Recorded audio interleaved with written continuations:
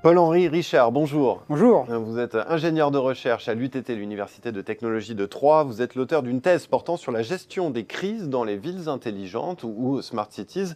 On va s'intéresser aux enjeux de sécurité liés à ces Smart Cities. Mais d'abord, en préambule, est-ce que vous pouvez nous rappeler d'où vient ce concept et ce qu'il recouvre ? Donc bien sûr, il faut savoir que la ville intelligente, elle se trouve à la croisée de deux tendances fortes, à la fois l'urbanisation exponentielle de l'humanité et la révolution numérique. Donc les villes sont aujourd'hui concentrées sur 2% de la surface planétaire, donc une toute petite surface, mais elles abritent plus de la moitié de la population mondiale, et ce qui va encore augmenter dans les années à venir. Donc cette concentration de population, elle vient entraîner de nombreux défis, notamment les défis liés à l'énergie, avec plus de 75% des émissions de dioxyde de carbone concentrées dans les villes, et également plus de 80% de l'énergie consommée.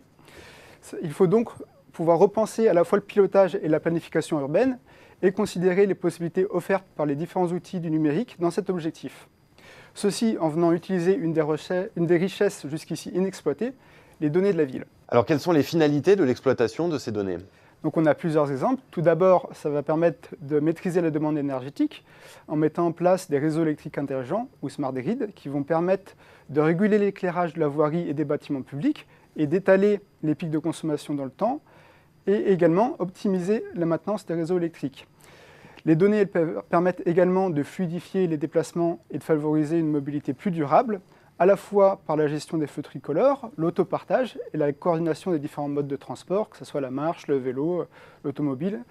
Enfin, les données permettent de surveiller aussi l'état des réseaux, que ce soit des réseaux d'eau, d'électricité, de gaz, afin de repérer les dysfonctionnements et de planifier leur réparation. Alors pour en venir aux enjeux de sécurité maintenant, lesquels faut-il prendre en considération en priorité face au développement que vous évoquez ? Alors déjà, il faut réaliser qu'avec l'interconnexion et la complexité urbaine, le moindre dysfonctionnement peut entraîner des effets en chaîne. C'est le grain de sable qui vient gripper le système. De plus, la présence du numérique dans l'ensemble des dimensions urbaines vient augmenter le risque de cyberattaque. Donc là, on vient identifier différents scénarios, allant du sabotage d'installation à la demande de rançon, en passant par le déni d'accès. Donc les capteurs et actionneurs, les différents instruments de la ville intelligente, peuvent être piratés, à la fin, par exemple, de faire remonter une information fausse, de faire changer les messages des panneaux à messages variables, ou encore de mettre hors service les caméras de vidéosurveillance. Alors que faire ? Comment se prémunir face à ces risques ? Donc il y a deux approches complémentaires.